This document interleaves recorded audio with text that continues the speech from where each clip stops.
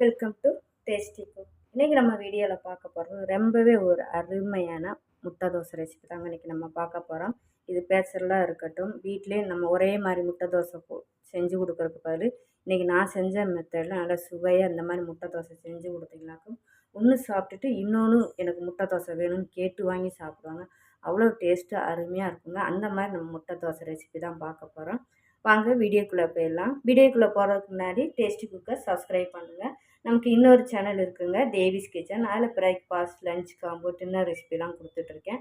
அதையும் பாருங்கள். யூஸ்ஃபுல்லாக இருந்த சேனலை சப்ஸ்கிரைப் பண்ணுங்கள், சப்போர்ட்டு பண்ணுங்கள்.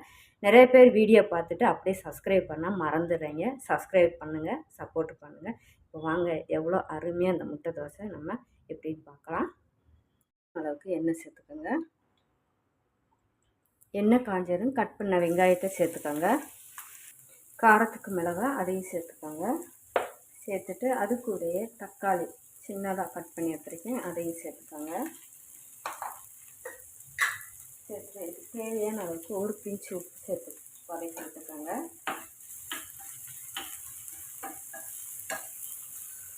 இது கூட 1/4 டீஸ்பூன் அளவுக்கு இஞ்சி பூண்டு பேஸ்ட்டு, 1/4 டீஸ்பூனுக்கு கம்மியாக மஞ்சள் தூள், 1/4 டீஸ்பூன் மிளகாத்தூள், 1/4 டீஸ்பூன் ஜீரகம். இப்போ மசாலா எல்லாம் சேர்த்து வெங்காயத்தை ஒரு நிமிஷம் வதக்கிட்டு எடுத்துக்கோங்க.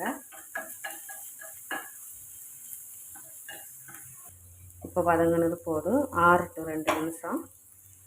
இப்போ ஒரு மிக்சிங் பவுல் எடுத்துக்கோங்க. இப்போ அதில் நான் 2 முட்டை, நான் 2 தோசைக்கு நான் 2 முட்டை எடுத்துருக்கேன். நீங்கள் எவ்வளோ எடுக்கணுமோ அதுக்கு தக்கன முட்டை எடுத்துக்கோங்க. இப்போ இதில் உடச்சி சேர்த்தாச்சு பவுலில். ஏற்கனவே வெங்காயத்துக்கு நம்ம வதக்கும்போது உப்பு போட்டிருக்கோம். இப்போ கொஞ்சமாக சேர்த்துக்குங்க தேவைக்கு முட்டையெல்லாம். இப்போ நம்ம வதக்கி வச்சோம் பார்த்தீங்களா, அதுவும் ஆறிடுச்சு. கொஞ்சம் ரொம்பையும் சூடு ஆறிஇருந்தால் ஓரளவுக்கு ஆறுனாலே போதும். சேர்த்துக்கோங்க. அதில்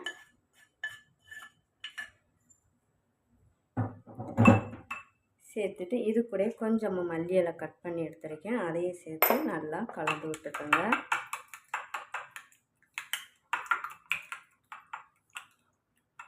இப்போ தோசைக்கல் நமக்கு நல்லா ஹீட் ஆகிட்டு வந்திருக்கு. இப்போ நம்ம தோசை ஊற்றி எடுத்துக்கலாம். எப்போயும் முட்டை தோசை ஊற்றும் போது மாவு கொஞ்சமாக ஊற்றி முட்டை தோசை ஊற்றி கொடுங்க. மொந்தமாக தோசை ஊற்றாதீங்க. மாவு குறைச்சிட்டு நீங்கள் தோசை ஊற்றுங்க முட்டை தோசைக்கு.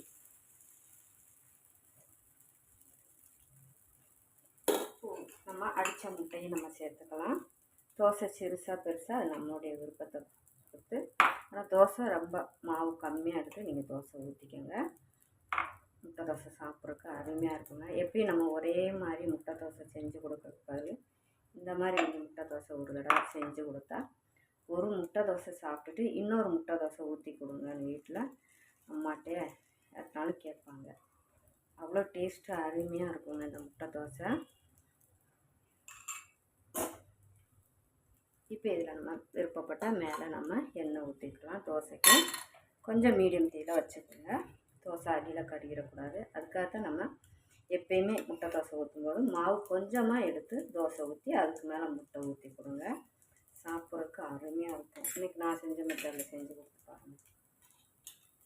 ரெசிபிலாம் போய் பாருங்கள். யூஸ்ஃபுல்லாக இருந்தால் சேனலை சப்ஸ்கிரைப் பண்ணுங்கள், சப்போர்ட்டு பண்ணுங்கள். நிறைய பேர் வீடியோ பார்த்துட்டு அப்படியே சப்ஸ்கிரைப் பண்ணால் மறந்துடுறீங்க, அப்படியே விட்டுடுறீங்க. ஒன்று சப்ஸ்கிரைப் பண்ணுங்கள், சப்போர்ட்டு பண்ணுங்கள். இப்போ இது வேகட்டும், உடனே நம்ம திருப்ப வேண்டாம். இப்போ நம்ம வெந்துருச்சான்னு பார்க்க சைடில் இப்படியே நம்ம போடுறங்கள இப்படி பார்க்கணுங்க. வெந்துருச்சுன்னா நமக்கு எடுக்க வரும், வேகலைன்னா இந்த மாதிரி எடுக்கிறதுக்கு வராதுங்க. இப்போ இன்னும் ஒரு நிமிஷம் இருக்கட்டும், நம்ம திருப்பி போட்டுக்கலாங்க. அருமையாக எடுக்க வருதுங்க.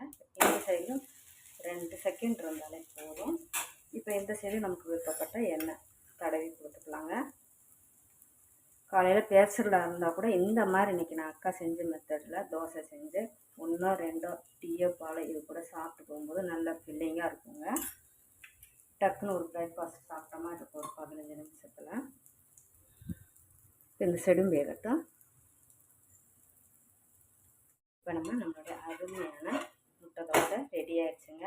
இன்றைக்கி நான் செஞ்ச மெத்தடில், நான் சொன்ன மெத்தடில் முட்டை தோசை செஞ்சு கொடுத்து பாருங்கள். அவ்வளோ டேஸ்ட்டாக அருமையாக இருக்குங்க. ஒரு முட்டை தோசை சாப்பிட்டுட்டு இன்னொன்று கேட்டு வாங்கி சாப்பிடுவாங்க. ட்ரை பண்ணி பாருங்கள். யூஸ்ஃபுல்லாக இருந்தால் சப்ஸ்கிரைப் பண்ணுங்கள், சப்போர்ட் பண்ணுங்கள். இது மாதிரி ரெசிபீஸ்லாம் வேணும்னா கமெண்டில் கேளுங்கள். தேங்க்யூ.